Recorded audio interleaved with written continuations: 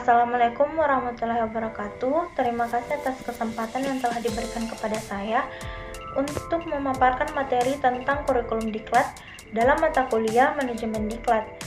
Adapun anggota dari kelompok saya yaitu Kasmawati dan dengan saya sendiri Andi Mutiara Rizky Ramadhani. Langsung saja. Apa sih itu kurikulum diklat? Nah, kurikulum diklat ini merupakan salah satu komponen dari proses belajar mengajar dan berisi aspek kognitif, efektif, dan psikomotorik. Nah, di kurikulum ini juga harus mampu menjawab tantangan ini sehingga perlu mengembangkan kemampuan-kemampuan ini dalam proses pembelajaran. Di dalam kurikulum diklat ini ada beberapa bagian dan kita akan membahas dua bagian saja. Yang pertama yaitu pendekatan penyusunan dan pengembangan kurikulum pelatihan, dan yang kedua perencanaan kurikulum pelatihan. Yang pertama yang akan kita bahas yaitu pendekatan penyusunan dan pengembangan kurikulum pelatihan. Terbagi menjadi dua, yaitu pendekatan penyusunan kurikulum pelatihan dan yang kedua pendekatan pengembangan kurikulum pelatihan. Yang pertama yaitu pendekatan penyusunan kurikulum pelatihan. Ada langkah-langkah yang perlu kita ketahui, yaitu yang pertama perumusan tujuan, yang dimana di dalam merumuskan tujuan perlu diperhatikan apa yang ingin didapat oleh peserta sesuai proses. Dan dalam perumusan tujuan perlu diingat, tujuan adalah pada diri peserta.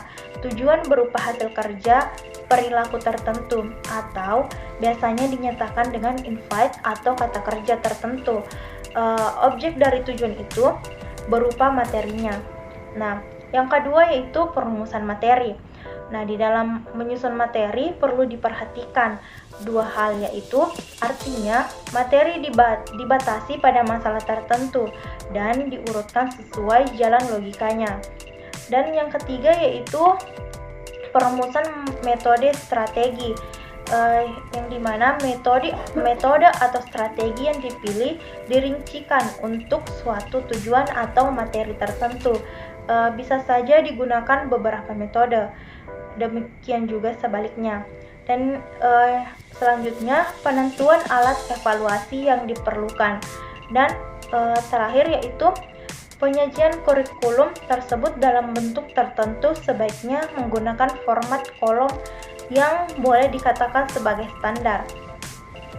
Nah, bagian kedua yaitu pendekatan pengembangan kurikulum pelatihan, yang dimana dalam teori kurikulum setidak-tidaknya terdapat 6 pendekatan yang dapat digunakan dalam pengembangan kurikulum, yaitu bahan pengajaran, tujuan, collaborated curriculum, integrated curriculum, dan pendekatan kurikulum berbasis potensi atau kompetensi based curriculum. Yang pertama yaitu pendekatan berorientasi pada bahan pelajaran. Pendekatan ini di Indonesia dalam kurikulum sebelum kurikulum 1975. Bagaimana dengan kelebihan dan kekurangan pendekatan yang berorientasi bahan adalah bahwa bahan pengajaran lebih fleksibel dan bebas dalam menyusunnya, sebab tidak ada ketentuan yang pasti dalam menentukan bahan pengajaran yang sesuai dengan tujuan. Adapun kelemahan dari pendekatan ini yaitu karena tujuan pengajaran kurang jelas, maka sukar ditentukan pedoman dalam menentukan metode yang sesuai dengan pengajaran. Demikian pula untuk kebutuhan penilaian. Nah, yang kedua yaitu pendekatan berorientasi pada tujuan, yang dimana pendekatan yang berorientasi pada tujuan ini menempatkan rumusan atau penempatan tujuan yang hendak dicapai dalam posisi sentral, sebab tujuan adalah pemberi arah dalam pelaksanaan proses mengajar. Nah, yang ketiga yaitu pendekatan dengan orientasi bahan. Nah, pendekatan pola subjek meta kurikulum ini menekankan pada mata pelajaran secara terpisah Misalnya sejarah, ilmu bumi, biologi, berhitung. Nah, mata pelajaran ini tidak berhubungan satu sama lain. Selanjutnya itu pendekatan dengan pola correlated curriculum, yang dimana pendekatan dengan pola ini adalah pendekatan dengan pola mengelompokkan beberapa mata pelajaran yang bisa secara dekat berhubungan. Selanjutnya itu pendekatan pola integrated curriculum. Pendekatan ini didasarkan pada keseluruhan hal yang mempunyai arti tertentu, dan selanjutnya itu pendekatan kurikulum berbasis kompetensi atau kompetensi based curriculum, yang dimana kompetensi ini mengandung makna kemampuan seseorang yang diisyaratkan untuk menyelesaikan pekerjaan tertentu pada dunia kerja dan ada pengakuan resmi atas kemampuan tersebut. Nah, selanjutnya itu bagian kedua dari kurikulum pelatihan, yaitu perencanaan kurikulum pelatihan, yang dimana perencanaan diklat dilakukan sebagai langkah awal untuk melaksanakan dan evaluasi program diklat.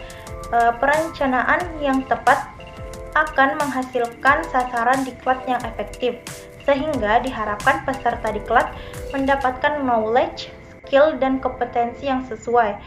Mengingat peran penting pelatihan dalam organisasi tersebut, maka program-program pelatihan yang dilaksanakan harus benar-benar efektif, dalam artian pencapaian tujuan pelatihan tercapai secara maksimal.